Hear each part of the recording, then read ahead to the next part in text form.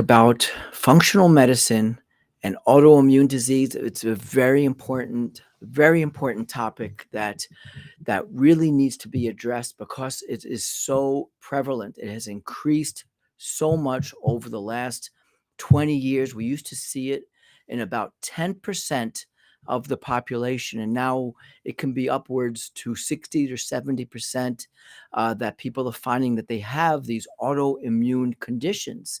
So today we're going to talk about getting to the root cause of autoimmune disease in the functional medicine way, and that is so important.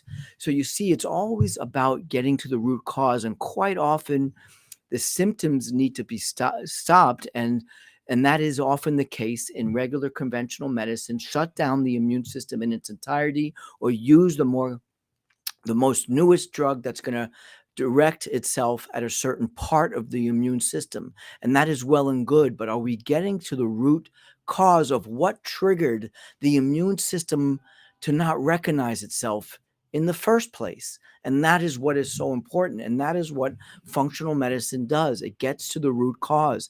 Yes, it's important to really at some point to stop that immune system from doing the destructions that it does in these autoimmune conditions. So that's one point of it. But what about why did it happen? What triggered it? And how can we really kind of reverse the intensity of the course of the disease?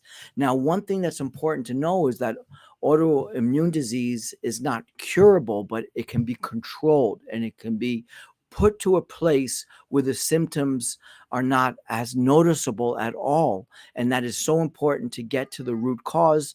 That is what functional medicine does.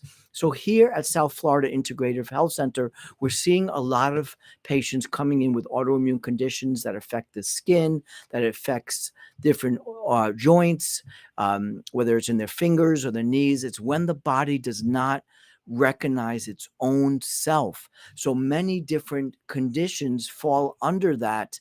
But the most important thing is the basic idea is that the body is not, the immune system specifically is not recognizing itself.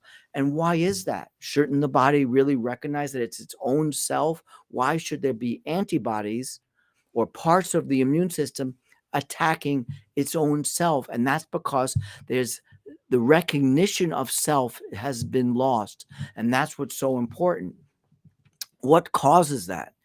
What really is happening here is there can be environmental triggers, things in the environment that the body really is toxic for the body, and it comes in many different ways. And that's when we use the word total burden, total body burden. So we're trying to lower that by looking at all those external environmental inputs, such as plastics in the environment, pesticides in the environment, heavy metals in the environment, mold. We're looking at all the different ways that these triggers, these environmental external triggers, can be coming into the body. Sometimes it's in the mouth because the mouth has all these different metals or plastics that they're now using. Sometimes it's in the clothing, the flame retardant type of clothing.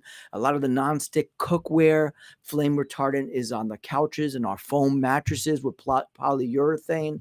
It could be coming in from so many different areas.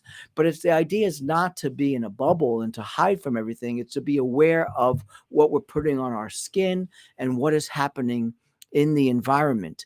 So that is the first step that we are looking for. And there are different ways of testing to see if that has occurred in a person, that they do have these toxins that are building up, whether it's mold, different types of metals coming in from water, coming in from pesticides, the different types of plastics, or different types of volatile chemicals in the sense of smells, that sometimes they're using air fresheners or other smells that are also causing the total body burden, more toxicity.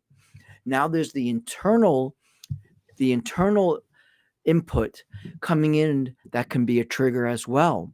And that can be from the gut. The gut microbiome is extremely important in autoimmune conditions because the word is called molecular mimicry, is when the body sees different foods coming in, mainly proteins in these foods, that bypass the gut lining that used to be very selective, allowing only vitamins and minerals in, but not allowing the larger particles of food, such as proteins, to get into the body's system through the gut lining. That occurs because the gut is not as selective anymore. It's called leaky gut or intestinal hyperpermeability. But what happens is more larger proteins are getting into the gut, and the immune system specifically is not misrecognizing or molecular mimicry. They look a lot like body tissue, and so the immune system is keyed up, is overreactive to foods that look similar to our own body tissues, and now we have an overreactive immune system. And the more we eat these foods and the longer we have that leaky gut, the condition continues and worsens. So, looking at the external environment, the total body burden from the environment is very important, and doing a complete assessment of this is really important. Is it coming from the indoor environment, the outdoor environment, and what we're doing in our lifestyle? And then the internal environment, our gut, is extremely important to see if we have a bacterial overgrowth or any kind of overgrowth of yeast or fungus or parasites. We can see that from a very advanced stool tests, but we want to know if there is this leaky gut allowing proteins in that the body will misrecognize through molecular mimicry, and then the immune system is ramped up. These are two very important root causes to really help to bring that immune system back into recognition and back to be able to recognize itself. And that is really very, very important. A third step in this is vitamin and nutrient deficiencies or insufficiency, especially with some very important immune nutrients such as vitamin D and zinc. It's not about being above deficiency levels, it's being optimal levels, especially when it comes to autoimmunity. So, those are the three important steps or angles to get at for autoimmunity: the external environment with the different toxins that are so prevalent in our world today, but you begin to eliminate them and you begin to lower that toxic burden. And the internal environment through our gut, you begin to start to heal the gut and first to see, is there a leaky gut? Is there an intestinal hyperpermeability? Is there an overgrowth of bacteria? Then we will know that there are certain foods and there's a way of eating that can really lower the body's these proteins coming into the body. So there is an autoimmune type of diet. It's different than the inflammatory diet, and of course it's different than many other diets out there. It's an autoimmune diet that's going to eliminate a lot of these proteins that the body would and is possibly misrecognizing as our own body, and then increasing that immune response. So, through eliminating or lowering these environmental toxins, now it could be plastics, could be aromatic, means that chemicals that we're smelling through the sense of smell, and also pesticides through what we're drinking through the water. So it's many different ways. We got to really look into that whole lifestyle assessment. That's one thing. The second thing was the internal environment through the gut microbiome, healing the gut. And the third thing is the vitamins and nutrients that need to be optimized. And of course, the food is always the most important part of every healing program. So an important autoimmune way of eating, an autoimmune diet, is key to all of this.